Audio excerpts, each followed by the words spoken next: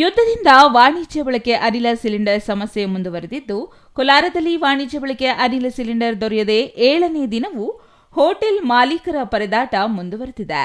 ಸಣ್ಣಪುಟ್ಟ ಹೋಟೆಲ್ ಮಾಲೀಕರಿಗೆ ವಾಣಿಜ್ಯ ಬಳಕೆ ಸಿಲಿಂಡರ್ ಸಿಗದಿರುವುದು ತೀವ್ರ ಸಂಕಷ್ಟಕ್ಕೆ ದೂಡುವಂತಾಗಿದ್ದು, ಕೋಲಾರದಲ್ಲಿ ಪರ್ಯಾಯ ವ್ಯವಸ್ಥೆಗೆ ಟೀ ಅಂಗಡಿ ಮಾಲೀಕನೊಬ್ಬ ಮೊರೆ ಹೋಗಿದ್ದಾನೆ.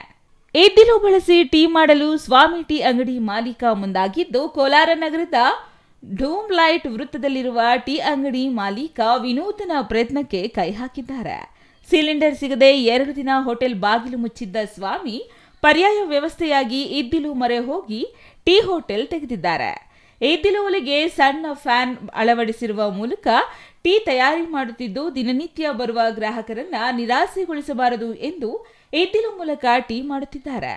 3,000 ಕೊಟ್ಟರೂ ಕಮರ್ಷಿಯಲ್ ಸಿಲಿಂಡರ್ ಸಿಗದ ಪರಿಸ್ಥಿತಿ ನಿರ್ಮಾಣವಾಗಿದ್ದು, ಟೀ ಹೋಟೆಲ್ ನಡೆಸಲು ಇದ್ದಿಲು ಒಲೆ ಬಳಸಲು ಸ್ವಾಮಿ ಮುಂದಾಗಿದ್ದಾರೆ.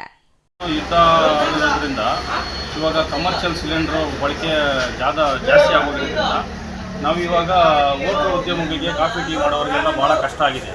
ಅದರಿಂದ ನಾವು ಏನು ಪರ್ಯಾಯ ವ್ಯವಸ್ಥೆ ಅಂತ ಈ ಕಲ್ಲಿದ್ದಿಂದ ಅಂದರೆ ನಮ್ಮ ಹಳೆಯ ಪದ್ಧತಿ ಕೊಲಿಮೆ ಏನಿತ್ತು ಅದರಲ್ಲೇ ನಾವು ಅದನ್ನು ಕೊಲಿಮೆಯನ್ನು ಕೈಯಿಂದ ತಿರುಗಿಸ್ತಾ ಇದ್ವಿ. ಇದು 12 ವೋಲ್ಟ್ಸು ಚಿಕ್ಕದು ಏರ್ ಫ್ಯಾನ್ ಥರ ಅಡ್ಜಸ್ಟ್ ಮಾಡಿಕೊಂಡು ನಾವು ಕಲ್ಲಿದ್ದು ಸಿಗೋದಿಲ್ಲ ಇವಾಗ. ಈ ಇದ್ದಿಲು ಬರುತ್ತಲ್ಲ, ಈ ಐರನ್ಗೆಲ್ಲ ಬಳಸ್ತಾರಲ್ಲ, ಆ ಇದ್ದಲನ್ನ ಯೂಸ್ ಮಾಡಿ ನಾವು ಇವಾಗ ಸದ್ಯಕ್ಕೆ ಪರ್ಯಾಯವಾಗಿ ಇದನ್ನು ಕಾಫಿ ಟೀಗೋಸ್ಕರ ಇದು ಮಾಡ್ತಾಯಿದ್ದೀವಿ. ಇಲ್ಲ, ಮೊದಲಿಂದ ನಾವು ಇದ್ರ ಬಗ್ಗೆ ಸ್ವಲ್ಪ ಇಷ್ಟು ವರ್ಷ ನಾವು ಸ್ಟೌವಿಂದನೇ ಬಳಸಿದ್ದೀವಲ್ಲ, ಫ್ಯೂಯಲ್ ಬಗ್ಗೆ ಸ್ವಲ್ಪ ಐಡಿಯಾ ಇದೆ.